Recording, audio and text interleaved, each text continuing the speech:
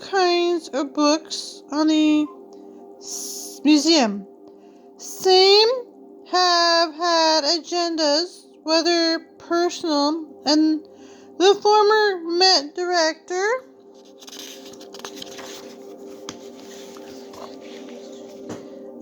Thomas Hoving's memoir, Making the Mummies Dance, was a score-selling romp. John L. I. Hess covered Hoving as a journalist for the New York Times, came to hate him, and explained why the Grand Inquisitors or political Deborah Silverman disdained the upper classes of the 1980s the way they disregarded history and merchandised high culture. Explained why am selling culture. Bloomingdale's Diana Vreeland, a new aristocrat of taste in Reagan's America. The other kind of Met book was discommissioned, authorized, published, or otherwise sanctioned by the museum. The first among those appearing on the 2 volumes in 1913. 1946 was by Winifred E. Howe, the museum's publications editor and in-house historian. There are, to be kind, dutiful, two later, somewhat juicier stories were commissioned by Hoving and published to coincide with the museum's 1970 centennial. One, a coffee table book called The Museum by late Condé Nast, magazine writer. Leo Lerman, the other, Merchants and Masterpieces, a narrative history by Calvin Tompkins, a writer for The New Yorker. Though Merchants is an independent view of the museum's history.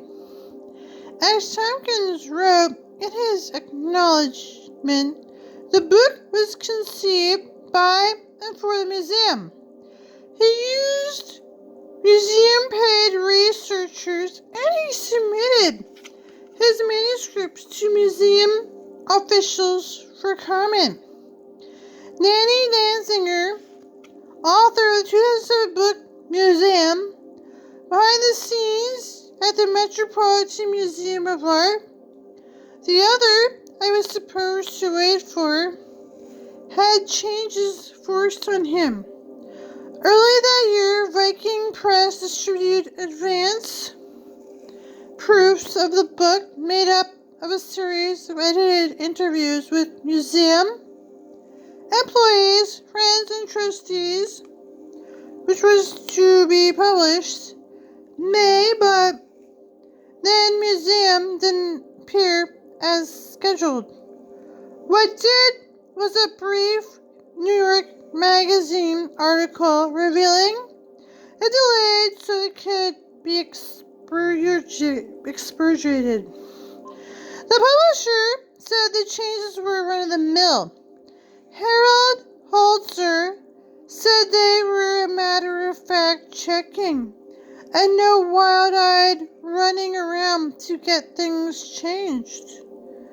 But a side-by-side comparison of the proofs with the book that finally published suggests that a new view of the Met's most powerful demand and one changes.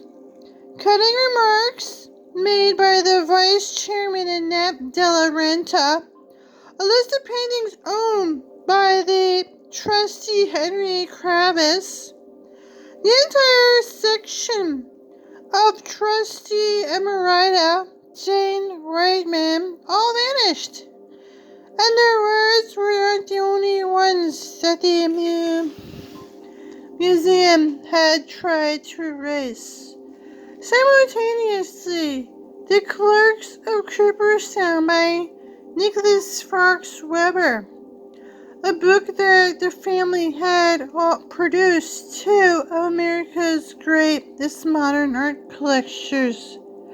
Stephen Sterling Clark, the former another Met trustee, was banned from the museum's bookshop, even though it had been rushed into print. So Viking Press had to change it, or they'd have a conspiracy to kill people. The publishers had people who would kill you.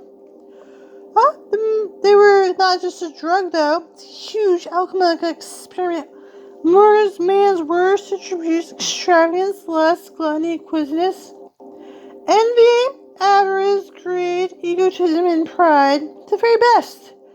Anything at the Metropolitan Art Store was the best, classiest stuff. There's the greatest stuff at the Metropolitan Art Museum store.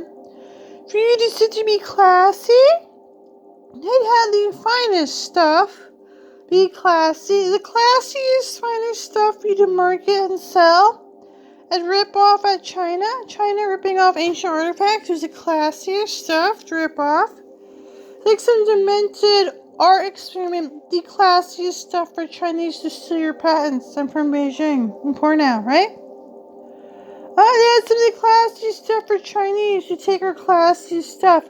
With Viking, try to kill people and change. So you have people from Beijing stealing your patents, your classiest stuff, right? And then they don't make money because they see your patents. You can't find, no one makes money, right?